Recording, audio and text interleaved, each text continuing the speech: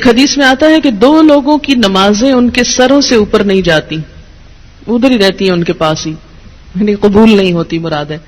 ایک وہ عورت جو اپنے شوہر کی نافرمان ہو. پھر یاد رکھیں وہ شرط کے ساتھ، اللہ کی نافرمانی میں نہیں، اللہ کی فرما برداری میں شوہر کی فرما برداری. اللہ تعالیٰ کی ذات اوپر ہے، جو حکم شوہر کا اللہ کی مرضی کے مطابق ہوگا اس کو ماننا. لیکن ایک بات اللہ کی مرضی کے مطابق ہے لیکن شوہر کی بات نہیں مانی جا رہی، تو ایسی عورت کی نماز اس کے سر سے اوپر نہیں جاتی. اور دوسرے اس غلام کی نماز جو اپنے آقا سے بھاگ جائے جب تک کہ واپس نہ آ جائے. ایک اور حدیث میں آتا ہے عورت شوہر کے معاملے میں کسی دوسرے کی بات نہ مانے، کسی دوسرے کی، حتیٰ کہ پیرنٹس کی بھی. آپ کو پتا ہے کہ والدین کی اطاعت فرض ہے. اللہ تعالیٰ نے قرآن پاک میں کیا کہا؟ اللہ کی عبادت کرو اور ماں باپ کی بات مانو. لیکن جب ایک عورت کی شادی ہو جاتی ہے تو اب اس کے لیے اس کا اصل گھر کون سا ہے؟ شوہر کا گھر ہے. اور اب اس کے لیے والدین کی اطاعت سیکنڈری ہے، شوہر کی اطاعت نمبر 1 ہو گئی ہے. پہلے والدین اس کی کفالت کر رہے تھے، اب شوہر اس کی کفالت کر رہا ہے. اب ایک نیا گھر بن رہا ہے. اس کے ڈسپلن میں کیا ہے کہ بیوی شوہر کی بات مانے، نہ کہ میکے کی ڈکٹیشن لیتی رہے روز ٹیلی فون پر. کیونکہ بہت آج کل جتنے کمیونیکیشن کے ذرائع بڑھ گئے اتنے ہی مسائل بڑھ گئے. اور اس کی ایک بنیادی وجہ کیا ہے کہ اچھے مشورے تو کم ہی ملتے ہیں، زیادہ تر ٹیلی فون بھی غیبت پروموٹ کرنے کا ذریعہ بن گئے. ایک دفعہ عورت ہو کے آتی ہے میکے سے تو موڈ بدلا ہوا ہوتا ہے. تو ایسی صورت میں اصل حکم کیا ہے کہ شوہر زیادہ اہم ہے. اب اس کی بات مانی. اور یہ کیوں اتنا سخت ڈسپلن رکھا گیا؟ کیونکہ جب تک ایک عورت کی وفاداری اس کے اپنے گھر سے نہیں ہوگی، گھر نہیں بنے گا. وہ بات میں ادھر بھاگی جا رہی ہے، یہ گھر خراب ہو رہا ہے. اب اس کی اہمیت، اس کی زیادہ اہم ڈیوٹی کیا ہے کہ اب وہ نئے گھر کی تعمیر کرے. اس لیے کہ شوہر نے مہر بھی دیا ہے، گھر دیا ہے، سب ضروریات پوری کر رہا ہے. اب آئندہ اللہ تعالیٰ نے ایک نئی نسل لانی ہے، ان کی تربیت ہے، ان کا کام ہے، اتنی ذمہ داریاں آنے والی ہیں. اب چھوڑو دھیان پیچھے کا، اب آگے کا سوچو. قدموا لانفسکم. تو اس لیے اور اللہ سے بڑھ کر ہمارے لیے مہربان، ہمارے لیے محبت کرنے والا، 70 ماؤں سے بڑھ کے پیار کرنے والا اور کون ہو سکتا ہے؟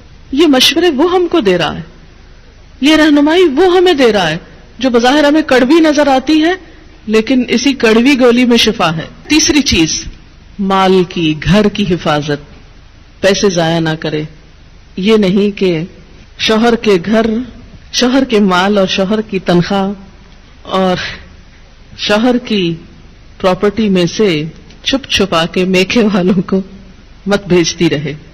بہت سے فساد اس وجہ سے ہوتے ہیں کہ سسرال کو دینے کے لیے تو نمبر 2 مال ہوتا ہے اور میکے کو بھجوانے کے لیے پسندیدہ چیز. قدرتی بات ہے کہ انسان کی جو اٹیچمنٹ ہوتی ہے وہ ماں باپ سے بہت زیادہ ہوتی ہے. ایک ایسی خیرخواہی ہوتی ہے جس میں دنیا کی کوئی دوسری چیز شریک ہی نہیں ہو سکتی. ظاہر ہے جنہوں نے جنم دیا، جنہوں نے پالا پوسا، ان کے ساتھ محبت اور خیرخواہی کیسے نہ ہو، وہ تو ہوگی، لیکن اس کی بھی حدود ہیں. وہ حد سے آگے نہیں بڑھنی چاہیے کہ شوہر کما کے لائے اور ہر وقت عورت شکوہ کرے، پورا ہی نہیں پڑتا، ہوتا ہی نہیں، ہے ہی نہیں، یہ بھی نہیں، وہ بھی نہیں، وہ بھی نہیں، اور پیسے بٹورتی چلی جائے اور ادھر سے چھپ چھپا کے دوسری طرف دیتی چلی جائے. نہیں. حتیٰ کہ فی سبیل اللہ بھی اگر عورت کو دینا ہے تو شوہر کی رضامندی ضروری ہے، یعنی شوہر کا مشورہ بھی ہونا چاہیے اس میں. تو کسی عورت کا اپنے شوہر کو حقیر سمجھنا یا اس معنی میں ایکول سمجھنا کہ گھر کی کنگڈم میں وہ اپنے آپ کو بالکل برابری کے اس طرح درجے پر رکھے، وہ للرجال علیہن درجہ کو کنڈیم کرے اور شوہر کی کوئی بات چلنے نہ دے اور کہ ہر بات اور ہر حکم میرا چلے گا، تو یہ نشوز ہوتا ہے. نشوز کا مطلب ہے اٹھنا. وہ پیچھے جو فالصالحات و قانتات ہے نا، تو قانتات میں کیا ہے؟ عاجزی. اور نشوز کیا؟ اس کا اپوزٹ. تو وہ عورت کا جو رول ہے سبمسو ہونے کا، وہ چھوڑ کر وہ دوسرا رول ادا کرنے لگے. تو اللہ نے جب مرد کو قوام بنایا اور ان کے لیے ایک درجہ رکھا، گھر کی کنگڈم میں انہیں ہیڈ قرار دیا، تو اس کے لیے ضروری تھا کہ ان کے پاس اتھارٹی بھی ہو. اور پھر دوسری بڑی بات یہ کہ وَبِمَا أَنفَقُوا مِنْ أَمْوَالِهِمْ، وہ اپنے مال میں سے خرچ کرتے ہیں. تو جو مال خرچ کر رہا ہے اس کا حق ہے کہ پھر گھر اس کی مرضی کے مطابق بھی ہو. اگرچہ عمومی طور پر تو کیا ہوتا ہے، وہ لا کے مال بیوی کو دے دیتا ہے اور وہ جیسے چاہتی ہے خرچ کرتی ہے. اب اس کا یہ مطلب نہیں کہ عورت اپنے شوہر کے مشورے کے بغیر جو چاہے مال کو جس طرح چاہے لوٹائے، جو چاہے کرے. نہیں، پھر گھر کی خوشحالی کا انحصار اس بات پر ہے کہ عورت اپنے شوہر سے مشورہ کرے. فالصالحات، پس نیک عورتیں، صالح عورتیں، ان کی سب سے بڑی خوبی کیا ہے؟ ایک نیک عورت کی سب سے بڑی خوبی قانتات، اطاعت گزار ہیں، بات مانتی ہیں. قنوت کا ترجمہ دو چیزیں ہوتی ہیں، ایک عاجزی اور ایک دوام. عاجزی کے ساتھ اطاعت اور مسلسل اطاعت. یہ نہیں کہ جب کوئی مرضی ہو، مقصد ہو، کوئی ضرورت ہو تو خوشامد کر لی اور اس کے بعد تو کون اور میں کون. نہیں، فالصالحات قانتات، نیک عورتیں شوہروں کی تابعدار ہوتی ہیں، اطاعت گزار ہوتی ہیں، فرما بردار ہوتی ہیں. اس کی وضاحت نبی صلی اللہ علیہ وسلم کی ایک حدیث بہت اچھی طرح کرتی ہے. ابن ماجہ کی روایت ہے، آپ صلی اللہ علیہ وسلم نے نیک بیوی کی خوبیاں بیان کرتے ہوئے فرمایا، مومن کے لیے خوف خدا کے بعد سب سے زیادہ مفید اور باعث خیر نعمت نیک بیوی ہے.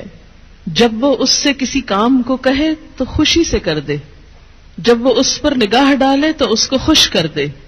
یعنی بیوی کا حال حلیہ بھی ایسا ہونا چاہیے کہ جو شوہر کو خوش کرے، نہ کہ گھر میں میلی کچیلی اور ساری زیب و زینت بازار کے لیے. اور جب وہ اس کے بھروسے پر قسم کھا بیٹھے تو وہ اس کی قسم پوری کر دے. جب وہ کہیں چلا جائے تو وہ اس کے پیچھے اپنی عزت و آبرو کی حفاظت کرے، اور شوہر کے مال اور اسباب کی نگرانی میں شوہر کی خیرخواہ اور وفادار رہے. تو یہ ہیں ایک اچھی بیوی کی خصوصیات جو نبی صلی اللہ علیہ وسلم نے فرمائی، جو اس آیت کی بہترین وضاحت کرتی ہیں. نمبر 1 اطاعت، اور اطاعت میں کیا کہ کوئی کام کہے تو خوشی سے کرے. اور نمبر 2 اگر وہ بیوی کے بھروسے پہ قسم کھا بیٹھے تو اس کی قسم پوری کر دے. اور اس اطاعت میں صرف یہ اطاعت ہی نہیں آتی کہ وہ کہے کھانا لا دو تو لا کے رکھ دے، اور وہ کہے کہ بازار چلو تو ساتھ چل دے. اس اطاعت میں شوہر کی جسمانی ضرورت پوری کرنے کی اطاعت بھی شامل ہے، جسے بعض اوقات بہت سی پڑھی لکھی خواتین اپنے حق میں ایک ظلم سمجھنے لگتی. ایک دفعہ کہیں میری ملاقات ایک خاتون سے ہوئی، کیمبرج یونیورسٹی سے انہوں نے لاء میں ایم فل کیا تھا. تو مجھ سے کہنے لگی کہ میرا ایک مسئلہ ہے. میں نے کہا بتائیے. کہنے لگی کہ میرا شوہر مجھے ریپ کرتا ہے میری مرضی کے بغیر. میں نے کہا قانون پڑھ کے قانونی ٹرمز ہی گھر میں بھی استعمال ہوں گی. شوہر اور ریپ، میرا تو سر چکرا گیا. یہ بات بہت ڈھکی چھپی ہے لیکن چونکہ دین کا ایک حصہ ہے اس لیے بتانا ضروری ہے. بہت سے گھرانوں میں خرابیاں اور بہت سے گھرانوں میں لڑائیاں اور بدمزاجیوں کی جو روٹ کاز ہے وہ یہاں سے شروع ہوتی ہے، جسے کوئی نہیں کھولتا. نہ کوئی ماں بتاتی ہے، نہ کوئی استاد بتاتا ہے، نہ کوئی اور اچھا مشورہ دیتا ہے کہ اس معاملے میں اللہ نے شوہر کو حق دیا ہے اور عورت پر لازم کیا ہے کہ وہ شوہر کی اطاعت کرے. اور اس میں وہ حدیث آپ نے سن رکھی ہوگی اور عورتوں کو سنانے میں بڑی مشکل پیش آتی ہے مجھے ہمیشہ، اور عورتیں ایک دم اوفینڈ ہونے لگتی ہیں. لیکن بات یہ ہے کہ چونکہ اللہ کے رسول صلی اللہ علیہ وسلم نے فرمایا ہے اور ہم ان کا نام سن سن کے روتے ہیں محبت میں اور نعتیں سن سن کے جھومتے ہیں، تو یہ حکم بھی آپ کا مان لینا چاہیے اور اس حدیث کو بھی سن لینا چاہیے اتنی ہی خوشی سے جتنی خوشی سے ایک نعت سنتے ہیں. نبی صلی اللہ علیہ وسلم نے فرمایا، جب مرد اپنی بیوی کو اپنے بستر پر بلائے اور وہ نہ آئے تو صبح تک فرشتے اس پر لعنت کرتے ہیں. بخاری کی روایت ہے، کتاب النکاح. ٹھیک ہے اس میں کہ اگر بیوی بیمار ہے یا اسے کوئی ایسی تکلیف ہے یا کوئی جینوئن ریزن ہے تو اس میں اللہ تعالیٰ اتنے بے رحم نہیں ہے کہ وہ دیکھ رہے ہیں کہ ایک عورت بخار میں پڑی ہے اور اس کا شوہر اس سے مطالبہ کر رہا ہے اور عورت نے نہیں مانا تو اس پہ لعنت بھجوانی شروع کر دی جائے. نہیں، یہاں ایک نارمل حالات کی بات ہے. ایک عام حالات میں ایک عورت اگر اطاعت نہیں کرتی یا بات نہیں مانتی اور اسی لیے ایک اور حدیث ہے، حضرت ابو ہریرہ کہتے ہیں کہ آپ صلی اللہ علیہ وسلم نے فرمایا اگر عورت کا خاوند اس کے پاس موجود ہو تو وہ اس کی اجازت کے بغیر نفلی روزہ نہ رکھے. تو گویا شوہر کی اطاعت نمبر 1 عام روزمرہ زندگی کے کاموں میں کوآپریشن، اطاعت بمانا کوآپریشن ہے. طوعاً کا مطلب ہوتا ہے خوشی سے کام کرنا. نمبر 2 اس کی خاص ضرورت یا تقاضے کو پورا کرنے میں اطاعت. ہاں کہاں اطاعت نہیں؟ جب وہ کوئی حرام کام کرنے کو کہے، جب وہ کوئی ناجائز کام کرنے کو کہے، جب وہ اللہ اور اس کے رسول صلی اللہ علیہ وسلم کی مرضی کے خلاف کام کرنے کو کہے. لا طاعت لمخلوق فی معصیت الخالق، مخلوق کی اطاعت جائز نہیں خالق کی نافرمانی میں.